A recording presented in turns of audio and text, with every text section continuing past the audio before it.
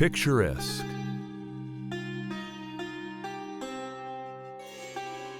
Enchanting.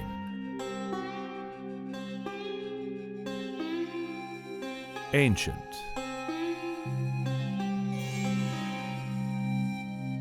Mysterious. These are words that have been used countless times to describe the intrigue of India. Whether through the bustling city streets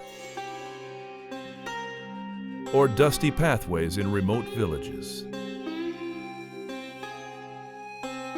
In the new documentary film Vale of Tears, you will experience another side of this vast nation. Generations of poverty, pain, and persecution, but also of the faith and hope that is rising among the most unreached and neglected group of people in the world today, the women of South Asia.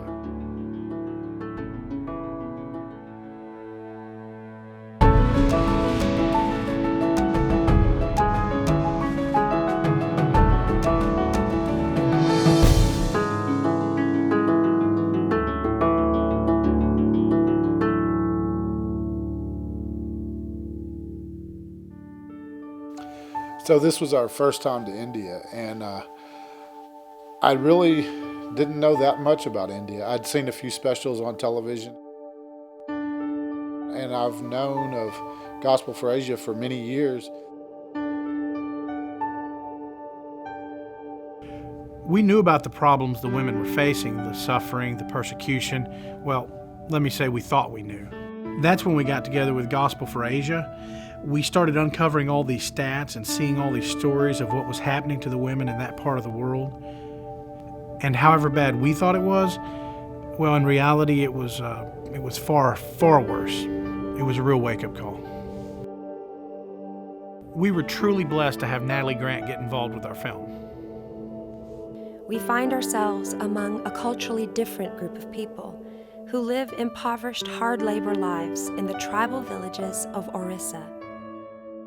The thing with Natalie is that it's more than just a cause or a movement. It's a passion. She's been there, she's experienced it, she's seen it with her own eyes, and God dramatically changed her perspective on her entire life. Almost every child born in the slums will live here their entire lives, within its narrow, tattered walls. I first learned about human trafficking by watching a television show. I was sitting in my family room watching Law and Order. I never thought that television show would change my life. But because of it, I started to research the issue online. And I think just, being a typical American and being sheltered and spoiled and having no idea how the majority of the rest of the world actually lives.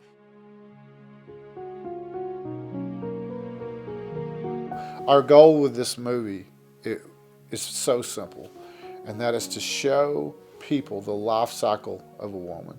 From the time they are born, even before they're born, from the time they're born, growing up, marriage, through abandonment, widowed, through everything, that it is a constant struggle and a constant battle, but there's hope.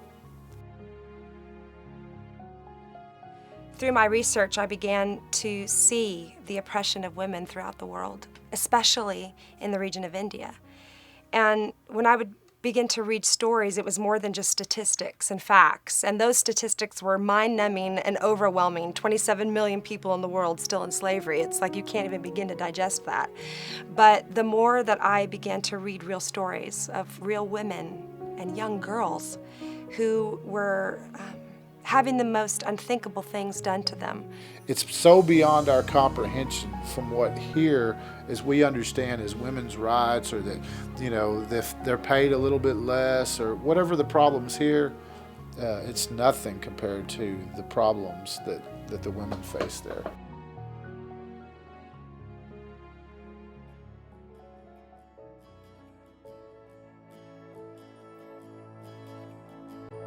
I've had the chance to travel around the world and see a lot of places, and I got to say India is probably the most interesting. We truly went to the far reaches of India, a place where, most outsiders never go. We didn't want to just go to one place and find one problem. What we wanted to do was to go from the north to the south to the east to the west, because every place has sometimes different cultural traditions and different problems that have been ingrained into the society for some of them thousands of years. We would go on these 15 or 18-hour drives straight out on these roads. Here in the United States, we would call off-roading. The vast different ways that people live.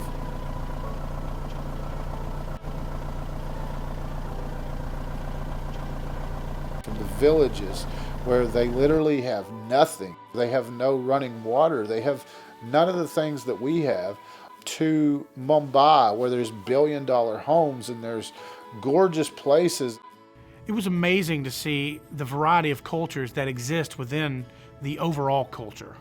For example, there are over 2,000 different languages spoken within India.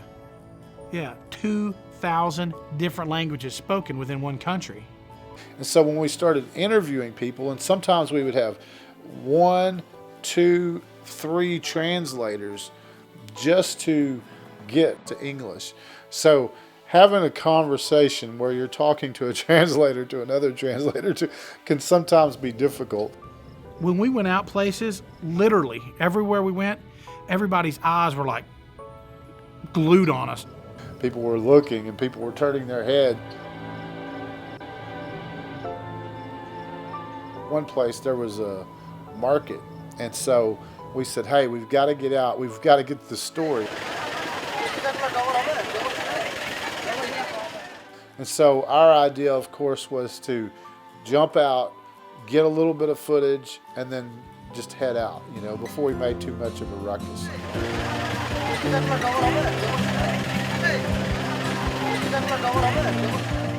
Well, about an hour later and 1,000 people following us at some point or another, we made it out. It was pretty interesting.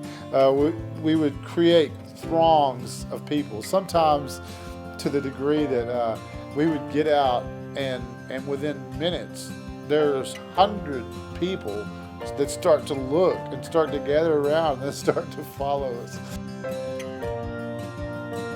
One of my favorite things about this entire adventure while filming the project was meeting people.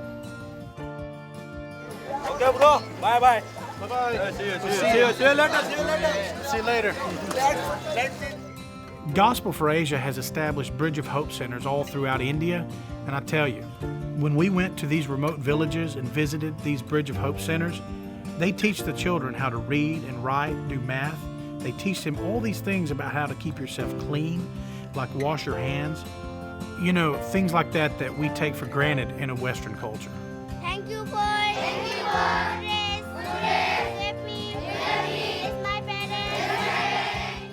I'd be like, hey, how's it going? And I'd start shaking their hands, and one handshake would turn into 2 handshakes, then 5, and soon I was like shaking 10 or 15 little hands at one time. Hello.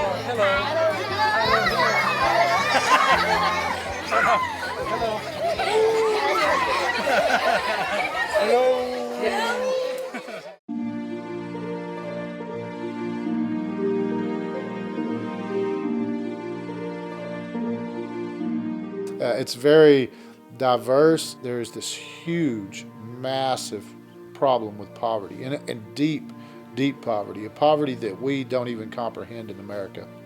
Millions of people living in slums. I mean, tin roofs and plastic on the side and mud floors.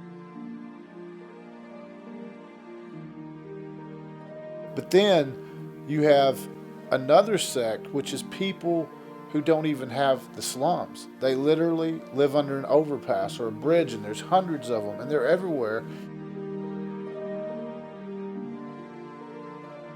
And the interesting thing is because the traditions of the society, they believe that they were made that way.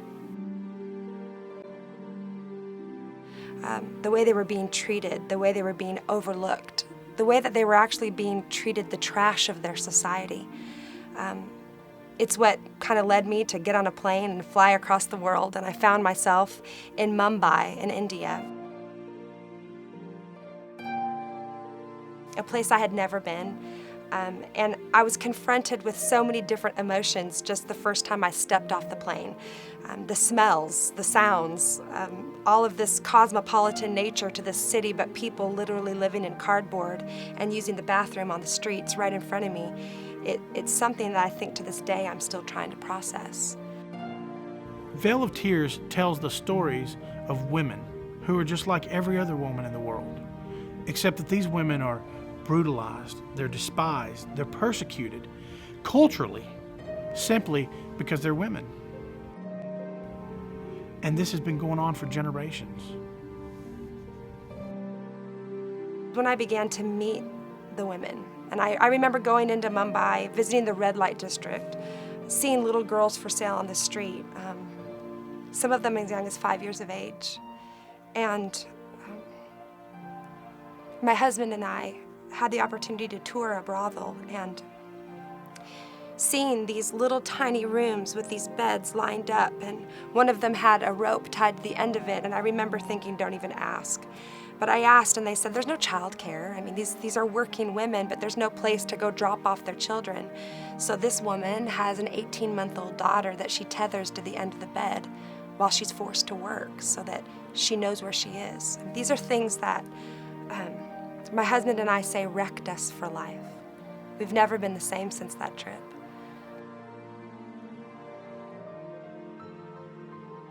Our main objective with this documentary was to create something that took you there. We wanted it to be real. We wanted to capture the reality of these women that live in the most incredibly impoverished areas and circumstances you can imagine. The stories we were so fortunate to actually capture not only show the heartbreak, the pain, the difficult life of these women, but it shows their courage, their resilience, their faith. To show that God is restoring dignity to the women who have been utterly just downtrodden, I guess would be the word. And God is not just changing their hearts, He's changing their lives. He's changing their everyday lives. I think for me, the most overwhelming part of the whole trip was visiting a village and seeing women who had been restored. And seeing what true hope actually does in the life of someone, that it actually can make them new. That no matter how broken, no matter how desolate, that there is still hope. And we went into this village, and these twin little girls, 6 years of age, they prayed for me. That's something that forever changed my life, that there are these two little girls trafficked when they were 2 years of age, rescued when they were 5. Here they are asking if they could pray for me, a girl who has seemingly everything. And these two little girls thought, we're going to bless her. Veil of Tears is a story of hope. It's about persecution and pain and the suffering of these precious women. But it's about hope. It's about faith. It's about people who have learned to put their trust not in things of the world, not circumstances, not situations, but to put their trust in the Lord Jesus Christ.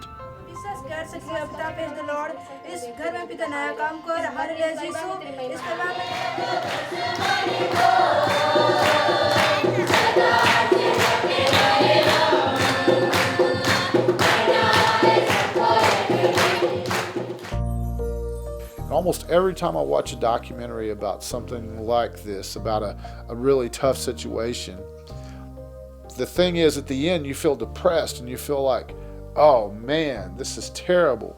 And our goal was that we want to show everything, and we want to tell the stories as they are. There's a move of women rising up in India and all across South Asia where they're getting fired up about the gospel and spreading that good news to other women. They're reaching out where men just simply can't go. Most importantly, we want to show, and we found, people are actually giving and bringing hope. And that's what I believe will set this documentary apart. And that's what I was so proud to be a part of. My life is forever changed. Not only seeing the oppression of women, but seeing what hope can do. That we have the opportunity to bring hope to the rest of the world in such a way that actually restores and makes them new through the hope, the love, the forgiveness of Jesus. It really is something that I experienced in a way that I never had before. And that's why I'm still so passionate about that part of the world, because those women, their faces, their stories are forever burned in my heart. By supporting this film, you will be reaching out to the desperate, hurting women of South Asia. 100% of net profits from this film will go directly to the field and help the missionaries, and help restore dignity to the women you see in this film, and millions of others just like them.